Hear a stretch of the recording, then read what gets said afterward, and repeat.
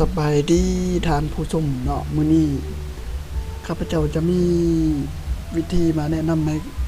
ห้ท่านผู้ชมได้รู้เรื่องการอ่าทำความสะอาดเครื่องคอมพิวเตอร์ของเฮาเนาะให้มันอ่าให้มันการทำงานของมันให้มันไวขึ้นเนาะให้มันไวขึ้นแล้วก็เพื่อเพิ่มพื้นที่ฮาร์ดดิสก์ของเฮาเนาะให้มันมีพื้นที่หลายขึ้นเนาะแล้วก็อีกอย่างหนึงเป็นการลบทิ่มไฟขี้เหงื่อหรือว่าไฟขยะเนาะซึ่งจะเป็นอะไรนั่นครับข้าพเจ้าจะให้พวกท่านได้รับชมเลยเนาะอันนี้มันขั้นพื้นฐานเนาะที่จะทำความสะอาดแบบนี้เนาะอย่างน้อยก็จะได้คอมพิวเตอร์เฮาไวขึ้นเนาะแล้วก็เพิ่มพื้นที่จัดเก็บพื้นที่ฮาร์ดดิสก์ของเฮาหลายขึ้นกว่าเก่าเนาะขั้นตอน ทำอิฐนี่แม่นเฮาจะต้องเข้าไปที่นี่เนาะท่านผู้ชมเบิ่งดีๆเนาะสำหรับผู้ใดที่ยังบ่ทันรู้ว่าควรทำความสะอาดคอมพิวเตอร์แนวใดเนาะข้าพเจ้ามามื้อนี้ข้าพเจ้าจะแนะนำ2อย่างเนาะในการทำความสะอาดคอมพิวเตอร์อย่างที่1เอามาเริ่มกันเลยเนาะเข้าในปุ่มตัวนี้เนาะถ้าผู้ใดเป็น Windows 10ถ้าผู้ใดเป็น Windows 7 Windows 8ก็เข้าไปที่ปุ่ม Start เลยเนาะแต่ว่า Windows 10แล้วเข้าที่นี่ก็ได้เนาะเข้าเมนูตัวนี้แล้วเอามาพิมพ์คำว่าเปอร์เซ็นต์เนาะอย่าลืมนะเปอร์เซ็นต์แล้วก็เป็นตัว T ตัว E ตัว M ตัว P นะแล้วก็เปอร์เซ็นต์อีกบัตรหนึ่งเนาะเปอร์เซ็นต์ TEMP เปอร์เซ็นต์แล้วกด Enter มันจะเด้งขึ้นมาแบบนี้มันเด้งขึ้นเวลามันเด้งขึ้นมาแบบนี้แล้วมาเบิ่งว่าไฟล์ขยะ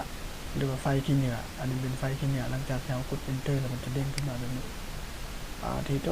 บักหลายๆเนาะมันกินพื้นที่ฮาร์ดดิสก์เราไปซำใดนี่อยากรู้ว่า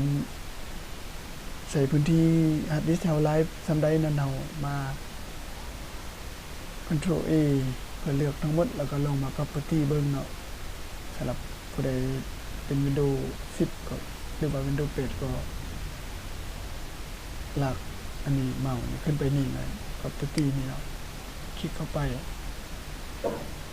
นี่เขาจะใช้พวกทานเบิ่งเนาะอันนี้มันความมันหลายเนาะฮอด5 กิกะไบต์พุ่นเนาะพื้นที่ขี้เหงื่อควบคุมนี่นะฉะนั้น5 กิกกับ5.28 กิก5.28 กิกทำมาโอเค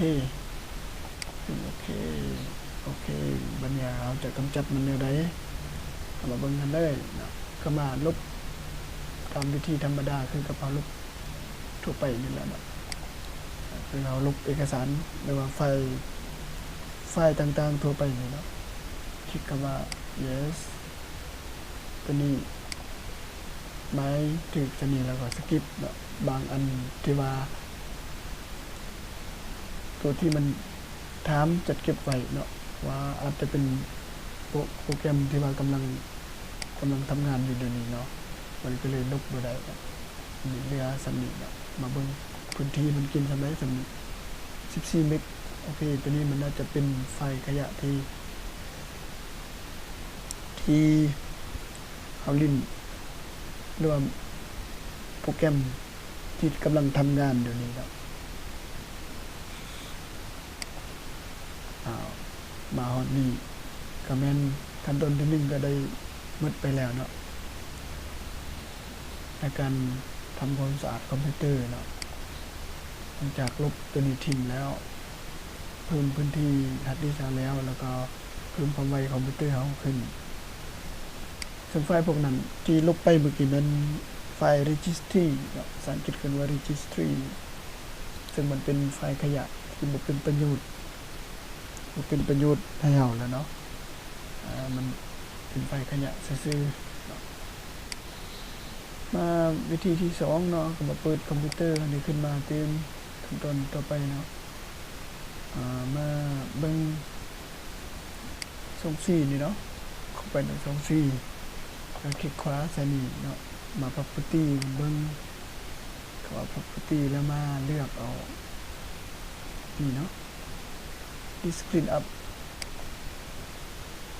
คลิกเข้าไปที่ discrete up แล้วมันก็จะเด้งตัวนี้ขึ้นมาเนาะแล้วเราก็โหลดถ่าจนสีเขียวๆนี่สุดก่อนเนาะมันทำความสะอาด24ให้เฮาแล้วมันนี่หลังจากมันสำเร็จสีเขียวๆแล้วมันจะเด้งอันนี้ขึ้นมาปึ๊บบัดนึงเนาะมันจะเด้งขึ้นมาเนาะเป็นผลการที่มันทำความสะอาดให้เฮาได้เนาะเฮาก็มาติ๊กเอาไฟขยะไฟขี้เหนียวพวกนี้ออกติ๊กใส่เลยให้พวกท่านเบิ่งเนาะเดี๋ยวนี้15 เมกเนาะไฟขี้เหนียวเนาะสมมุติ15 เมกะไบต์มันเป็นไฟขี้เหนียวเดี๋ยวนี้ที่เราจะต้องได้ลบทิ้งแล้วคอมพิวเตอร์เราทำงานไวขึ้นมาบัดนี้เอาก็คลิกโอเคมันถามว่า Are you sure you want to permanently delete these files yes delete files ลบมันไปแล้วคือมันถามว่าจะมั่นใจที่จะลบข้อมูลพวกนี้ทิ้งยังถาวรเลยบ่ yes แล้วก็โอเคมาฮอดนี่ก็หมดเพียงเท่านี้เนาะการทำความสะอาดคอมพิวเตอร์เบื้องต้นเนาะเพื่อให้เครื่องคอมพิวเตอร์เฮาไวขึ้นแล้วก็การทำงานมันจะได้ว่องไวขึ้นแล้วก็จะเป็นการเพิ่มพื้นที่ฮาร์ดดิสก์ของเราอีกตึงเนาะ